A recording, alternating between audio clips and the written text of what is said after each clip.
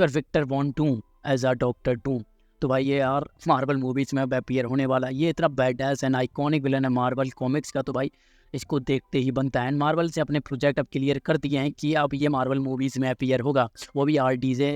As a doctor Doom. तो Marvel comics में भाई इसकी ऑरिजिन्स कुछ ऐसी है कि विक्टर का जन्म लातवीरिया में एक कबीले में हुआ था। उसकी माँ सिंथिया बचपन से ही काला जादू करती थी एंड अगर दूसरी तरफ उसके पिता एक डॉक्टर थे एंड सिंथिया बचपन से ही अलग अलग डीमंस को समन करके उनकी शक्तियाँ लेती थी। एंड विक्टर जानता भी था कि उसकी माँ का एक डार्क साइड भी है एंड जो कि उसकी ज़िंदगी बदलने वाला है। एंड एक रात उसके पति ने उससे कहा कि हाँ,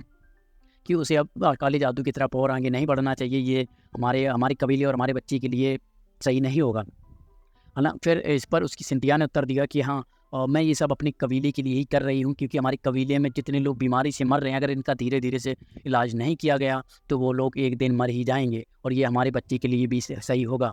एंड फिर उस रात उसने उस डीमन को समन किया एंड उस रात ही वो एंड जब सिंथिया उस डीमन को कंट्रोल कर रही थी, उसके बजाय उस डीमन ने सिंथिया को कंट्रोल कर लिया एंड पूरे कबीले में तहस नहस कर दिया और बैरन के सारे आदमी को एक एक करके मार डाला। बैरन कह सकते हो एक कबीले का सिक्योरिटी गार्ड था एंड जब उसके होश आया तो उसे रियलाइज़ हुआ कि उससे इतनी बड़ी गलती कैसे हो सकती है। इसका बदला लेने के लिए बैरन्स के सारे आदमियों ने सिंथिया को मार डाला एंड उसके पति एंड उसके विक्टर को कबीले से बाहर निकाल दिया। विक्टर अपनी माँ की मौत पर काफ़ी दुखी था एंड कबीला छोड़ते वक्त उस छोटे से बच्चे ने कहा कि एक दिन वो लातवेरिया वापस लौटेगा एंड अपनी मौत का बदला उन सबसे एक एक करके लेगा। वहीं दूसरी तरफ बैरन के लोग ये नहीं चाहते थे कि अब सिंथिया की परिवार का कोई भी जिंदा बचे एंड उसके आदमी अब जंगल में हर तरफ विक्टर और उसके पिता को ढूंढ रहे थे। यहीं कुछ दिनों तक वो जंगल में चपचे चपाते बर्फ में से एक दिन विक्टर को एक दिन रियलाइज़ हुआ कि उस पिता बर्फ में जमे हुए चल बसे हैं। विक्टर को बहुत ही ज़्यादा गुस्सा आया एंड वो अपनी माँ की मौत के जिम्मेदार बैरन उस कबीले को एंड अब उस डीमन को मानता था एंड वहीं दूसरी तरफ अपने पिता की मौत का जिम्मेदार बैरन के लोगों को मानता था एंड उसने फिर एक एक करके बैरन्स के सारे लोगों को मार दिया एंड फिर उसने अपनी माँ की दी हुई की शक्तियों और अपनी साइंस टेक नॉलेज से ऐसे ऐसे हथियार बनाए जो एक आम इंसान सोच भी नहीं सकता।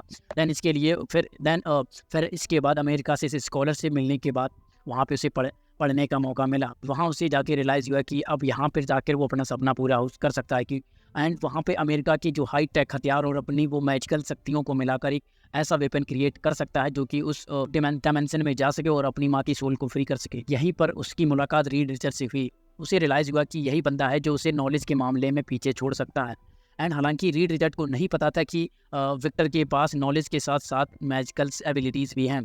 एंड फाइनली उसने अपना वो आर्मर क्रिएट कर लिया जिससे वो दूसरी डायमेंशन में जा सके। कि वो इस डायमेंशन में पहुंच गया बट उस डीमन ने उसकी मशीन के साथ साथ उसे भी तोड़ कर रख दिया एंड उस बिल्डिंग में एक बहुत ही बड़ा ब्लास्ट हुआ एंड अगली सुबह जब उसकी आँख खुली, उसे होश आया, तब उसे पता चला उस बिल्डिंग में ब्लास्ट में उसका चेहरा भी जल चुका था। उसकी इस करतूत के लिए उसे कॉलेज से भी बाहर निकाल दिया गया। का जला हुआ चेहरा उसे याद दिलाता था कि वह इस डीमन को हरा नहीं पाया और अपनी माँ की सोल को भी नहीं वहाँ से ला पाया। इसके लिए वो पूरी दुनिया में ट्रैवल किया और वहाँ से नॉलेज गेन की। देन इसके बाद वो इंडिया से होते हुए हिमालय पहुंचा, जहाँ उसे पता चला कि हिमालय की चोटी पर कुछ मॉन्क्स रहते हैं जो कि नॉलेज के साथ साथ साइंटिफिक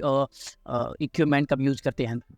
काफ़ी दिनों की मेहनत के पास उन मॉन्क के पास पहुंच गया एंड उन मॉन्क को ये रियलाइज़ हुआ कि काफ़ी टाइम बाद कोई लिविंग बीइंग यहाँ तक पहुँच पाया है। उन्होंने उसकी ट्रेनिंग शुरू कर दी। काफ़ी महीनों के बाद उसकी ट्रेनिंग होने के बाद फिर उसे उसका आइकॉनिक मास्क एंड सूट मिला एंड यहीं पर उसका नाम पड़ा डॉक्टर डूम। फिर इसके बाद वो लातवीरिया गया और वहाँ उस सवेरी कबीले को मार दिया, उस कंट्री का किंग बन गया एंड इसके बाद फिर उसने उस डायमेंशन में हमला किया और फ़र्क बस इतना था कि इस वक्त उसके साथ साथ डॉक्टर स्ट्रेंज भी थे एंड उसने उस डीमन को हरा दिया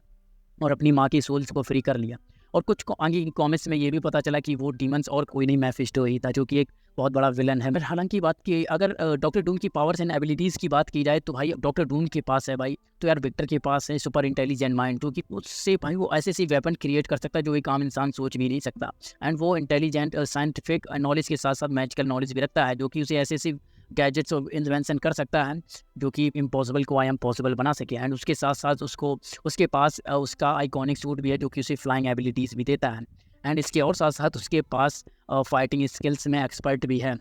तो भाई खैर भाई डॉक्टर डूम यार मार्वल कॉमिक्स के सीक्रेट वॉर में भी यार सबसे बड़ा उसका ही रोल था भाई, उससे वो बैडएस उसका रुतबा पता चलता है वो कितना बैडएस है। तो यार खैर देखते हैं, बस उसका ओरिजिन बस यहीं तक था। इसके आगे अगर और भी तुम्हें डॉक्टर डूम के बारे में जानना हो तो भाई मुझे कमेंट करो, चैनल को सब्सक्राइब कर दो।